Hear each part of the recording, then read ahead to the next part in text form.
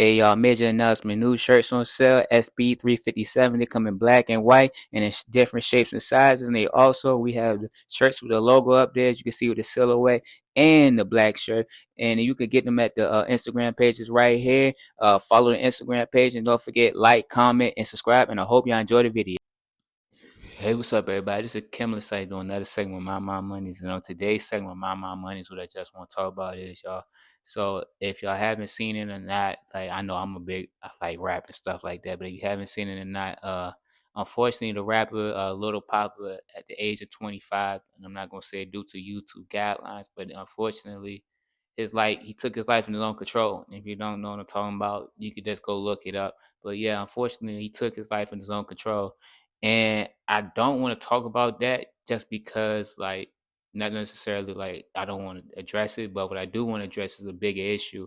What I want to really address is mental health in the African American community. Just because, like, like I feel like we're getting better and we're progressing into it because you see a lot of advocates like Charlemagne the God and DeMar DeRozan just talking about mental health. And heck, even myself, like, I feel like partially about this YouTube channel and this podcast is mostly predicated upon mental health. And and that's just something I just want to talk about, y'all, because I feel like as African Americans, we're progressing and getting better at addressing mental health, but we are still yet to, reach that goal of, I'm not going to say 100% mental health, but we are still yet to fulfill our destiny of like reaching that to that comfortable point at mental health where we all are on one point and one accord.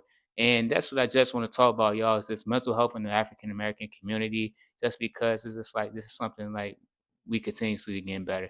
And so, like, some of the things that I do notice is just like us as African Americans is like the older generation, like they have a tendency for like, holding things in and keeping things to themselves. But the younger generation, they tend to have a tendency for opening up too much. And what I mean by opening up too much, they don't know who and what to talk to.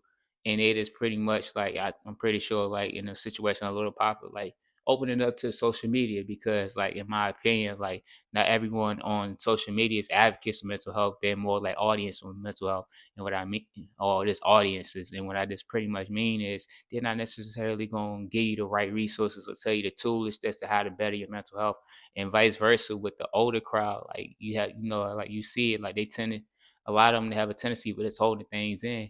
And I think like with the root of that cause is, y'all, it's just pretty much just like, just knowing who and what to talk to, and just understanding that, like, like we got to address this trauma, because like out of all the races in the US, I feel like the African American community is the most trauma bonded race, just because we had to deal with systematic racism, and we had to also deal with our own personal trauma.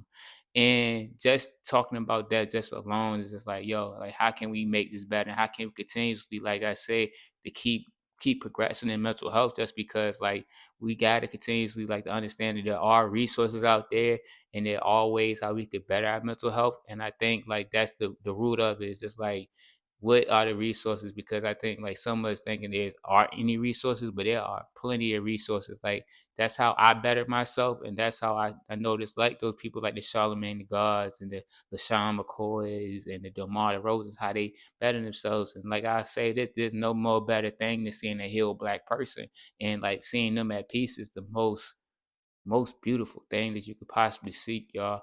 And I'm just saying that just to say, like, like we got to continuously address these issues, because like last year there was the kid from LSU, Lacey, and now this year, there's Little Papa. And I don't want to see too many more of those situations. I want to see us Black people, as we prevail in this understanding, like there's ways how we can work on our trauma and our issues in a better way, in a better fashion. And just being able to know like we had the tools and resources to reach out to someone.